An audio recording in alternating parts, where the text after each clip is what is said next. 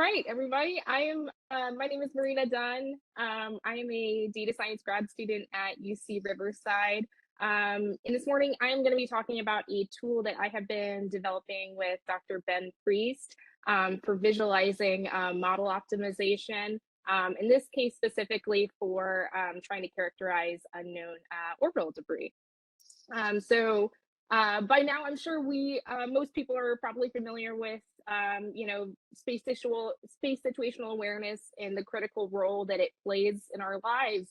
And one important effort is when we discover unknown debris in Earth orbit, we want to first figure out what it is, and we also want to determine, some of its physical characteristics. And the best way to do this is to compare astronomical observations of that debris to historical catalogs of known orbital objects like satellites. But unfortunately, sometimes these catalogs are incomplete. It can be caused by events like poor weather or technical difficulties. So they basically leave gaps in the observations, similar to the example on the right, where some anomaly has prevented data collection at around the same time, about noon every day for about 50 days. And to fix this problem, we want to try to fill in those gaps with predictive modeling. And to develop a really good model to do that, we have to find the best parameters first. So I've been working on an interactive tool that kind of helps us do that more efficiently. So this tool essentially allows you to visualize model parameters and some sort of desired performance metrics as vertical axes and what's called a parallel line plot. So basically, each horizontal line represents a set of parameters and metrics for a particular completed simulation.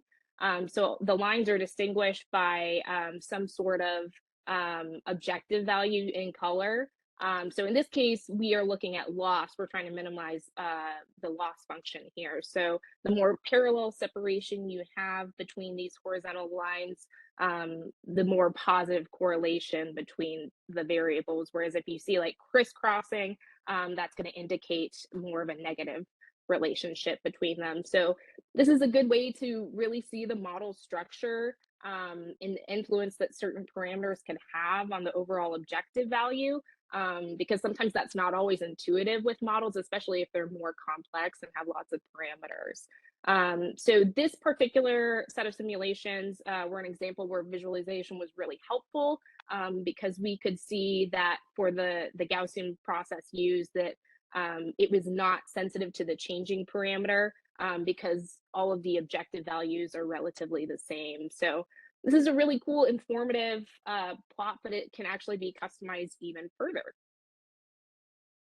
So with this type of plot, users can interactively select a range of simulations in the parallel line plot.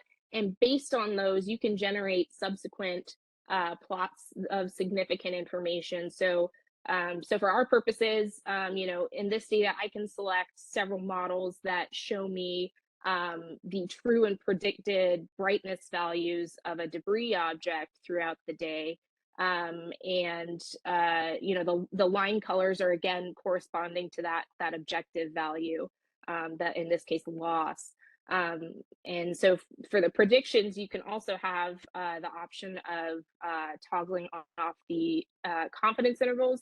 So in this case, it's 95% confidence intervals, or the range of values that we expect approximately 95% of our data to fall within. So this really gives a great way to analyze completed simulations. But in the future, we want to include additional interactive panels for people to directly specify parameters, and the model will actually, the tool will let the model do the optimization and run and be visualized in real time, which would be even better. And we also hope to use this for additional astrophysics research applications, including for the upcoming legacy survey of space and time, which is also personal excitement for me. So thank you very much. I'm happy to take any questions at this time. Thanks.